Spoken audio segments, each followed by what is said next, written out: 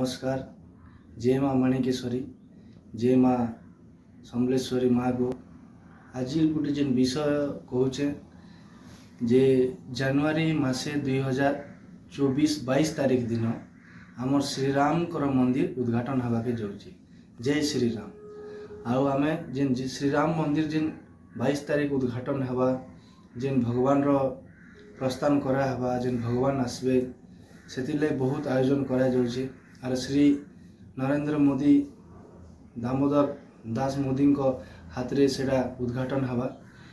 आमे सब गर्वित जेते सनातन भाई अच्छू, जेते आमे भाई हिंदू अच्छू, सब लोग 22 तारीख दिन आमर दिया जले किना आमे सब लोग से मान के प्रार्थना करमा कि आमर श्री राम मंदिर सब भल से ही जो भल से सब जिनिस ही जो। और 22 तारीख गोटे एंता आमर लगी दिन रहबा जे कि सब बेले जीवन भर सेटा गोटे स्मृति ही रही जा। 22 तारीख कहीं जे भगवान राम कर सेटा उद्घाटन हवा। सेटा पे फास्ट रे आमर मुस्लिम मानकर गोटे मस्जिद थिला, मस्जिद के भांगी करी नरेंद्र मोदी जी से मंदिर राम भगवान कर मंदिर बना जाउछे।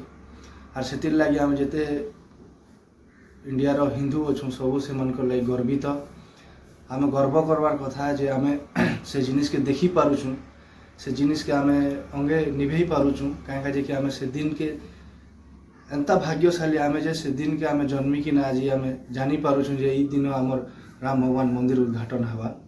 और बहुत गर्वित एंता आमर हिंदू सबू किसी आमे जेन देखी पारुछू से नहीं देखी पारि देथु। आमे बहुत भाग्यशाली जेन के राम भगवान रो प्रस्थान देखी पारुछू। और आपण मान के सबके अनुरोध जे 22 तारीख आपण माने सबू आमर जेन सनातन भाई हो, जेन हिंदू लोग अच्छन, सब लोग आमे दिया जले कि आमे भगवान के प्रार्थना करमा कि आमे नमस्कार। आरो 2024 जनवरी 22 तारीख आमर सब लोग नहीं भूलबार अच्छे। सब लोग आमे जाइकिना आमर पश्चिम ओडिशा हो इंडिया हो सब लोग आमे दिया जले कि भगवान के प्रार्थना करवार अच्छे। आमर भगवान आमर पाखे आसुचन, तांगर गर्भगृह जेनटा घर बना हिजे सेटा अधा रेडी ही सारलाना। और सब जल्दी जल्दी सब जिनिस ही जीवा। 2024 जनवरी 22 दिन सब रेडी ही जीवा। आपण माने सब वेट करिथन और आपण मानकर पाखे आसबा। नमस्कार।